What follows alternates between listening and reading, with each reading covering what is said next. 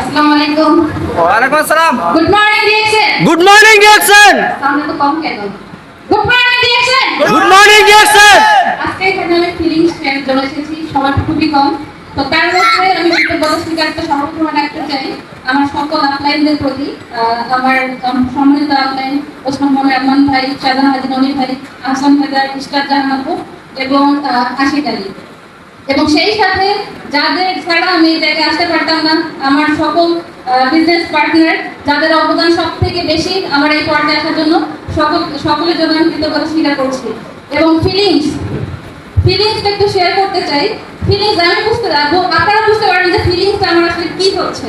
আমার job experience, আপনারা সবাই জানেন যে আমি একজন সিনিয়র স্টাফ নার্স। আমার জব এক্সপিরিয়েন্স 6 বছর। আমি 6 বছর ধরে বাংলাদেশের সার্ভিস দিয়ে আসতেছি এবং ডিএক্সএল এ আমি আছি বিগত 3 বছর ধরে। জবে আমি ফুল টাইম এবং ডিএক্সএল এ আমি পার্ট টাইম, মাঝে মাঝে সময় দিই যখন পাই। তো 6 বছর সার্ভিসের পরে এখন আমার বর্তমান স্যালারি 30,000 থেকে কিছু বেশি। এবং গত মাসে আমি এক্সিকিউটিভ স্টার ডায়মন্ড কমপ্লিট করেছি এবং আমার গ্রস বোনাস 53,000। আপনারাই বলেন যে আমার ফিলিংসটা কি। আগে একটা সময় ছিল আপনাদের মতো আমি স্টেজের পিছন দিকে বসতাম, আমার আপলাইনের সাথে বসতে পারতাম না, মানে খুবই কষ্ট ছিল। আর আজকে আমি সবার প্রথম সারির প্রথম সিটে বসেছি। তাহলে আপনারা তো আপনারা কি চান না?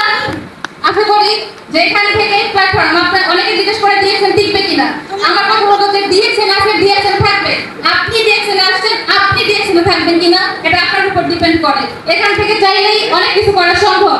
আমিও ডিসিশন নিয়েছি এখান থেকে প্রাণ আলোচনা হবে ইনশাআল্লাহ। ইনশাআল্লাহ। ধন্যবাদ সবাইকে, ভালো থাকবেন। আসসালামু আলাইকুম।